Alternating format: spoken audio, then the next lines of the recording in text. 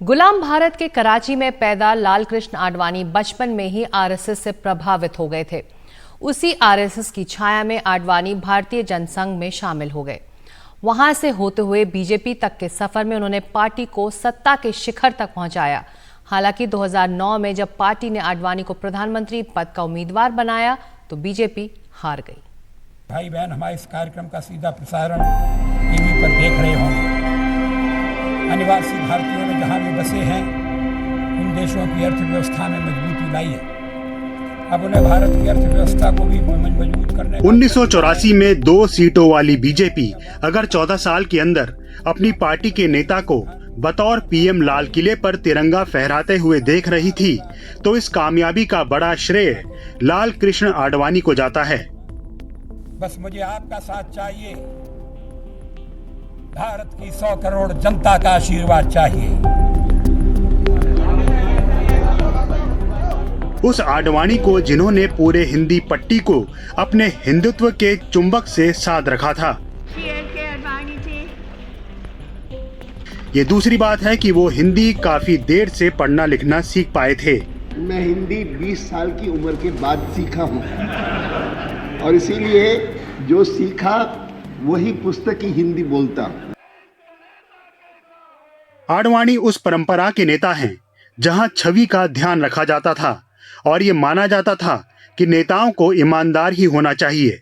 हवाला कांड में जब उनका नाम आया तो आडवाणी ने ऐलान कर दिया कि जब तक वो पाक साफ नहीं निकलते तब तक चुनाव नहीं लड़ेंगे और इसीलिए 1996 का लोकसभा चुनाव नहीं लड़ा, बल्कि उस चुनाव से पहले 1995 में आडवाणी ने ही वाजपेयी से बगैर पूछे ही ऐलान कर दिया था कि हमारी सरकार आई तो वाजपेयी ही पीएम बनेंगे। आडवाणी बीजेपी के उस दौर के नेता हैं जिनका मानना था कि अपने बारे में बात नहीं करनी चाहिए। दीनदयाल जी की सबसे बड़ी कोई विशेषता थी तो वो ये थी कि वो अपने बारे में कभी कुछ बोलना नहीं चाहते थे और ये पुस्तक मेरे अपने बारे में है। पूरी देर मैं आय करके बोल रहा हूँ। लोकसभा पार्टी एक वक्त था जब बीजेपी दूसरे दलों के लिए अछूत पार्टी बन गई थी। बाबरी मस्जिद के टूटने के बाद धर्मनिरपेक्षता के नाम पर कई दलों ने बीजेपी से काफी दूरी बना ली थी, लेकिन इससे बगैर विचलित हुए आडवाणी ने सहयोगियों का दायरा बढ़ाने की लगातार कोशिश की। भारत की लोकतंत्र के प्रति उनकी आस्था ही उनको एक सर्वमान्य नेता बनाती गई।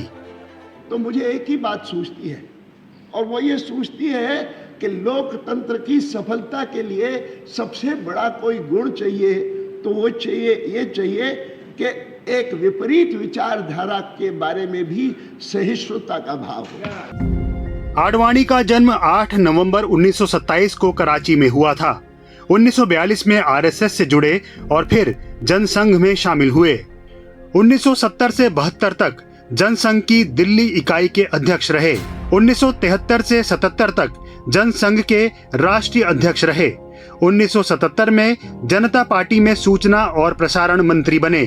1980 में बीजेपी के संस्थापक महासचिव थे।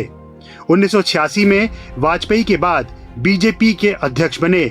1986 से 91, 93 से 98 और 2004 से 5 तक बीजेपी अध्यक्ष रहे। इससे पहले 1990-91 में विपक्ष के नेता बने। 1998 में वाजपेयी सरकार में गृह मंत्री बने। 2002 से 2004 तक देश के उप प्रधानमंत्री भी रहे। 2009 में बीजेपी ने उनको अपना पीएम उम्मीदवार बनाया, लेकिन बीजेपी जीत नहीं पाई। दरअसल 2005 में पाकिस्तान में जिन्ना की मजार पर जाना और जिन्ना को धर्मनिरपेक्ष बताना आडवाणी को भारी पड़ गया। बीजेपी में इतना विरोध हुआ कि उन्हें अध्यक्ष पद छोड़ना पड़ा। फिर भी पार्टी समय समय पर उनकी भूमिकाओं को याद करती है कि भारत की राजनीति को यूनिपोलर पॉलिटी को बाईपोलर पॉलिटी बनाने का काम यदि किसी के नेतृत्व में हुआ है तो हमारे श्रद्धेय अटल जी और श्रद्धेय आडवाणी जी के नेतृत्व में हुआ है। मोदी सरकार ने ही 2015 में आडवाणी को पद्म विभूषण से सम्मानित किया था और अब देश का सबसे बड़ा नागरिक सम्मान भी उनके नाम हो चुका है। Bureau report, NDTV India.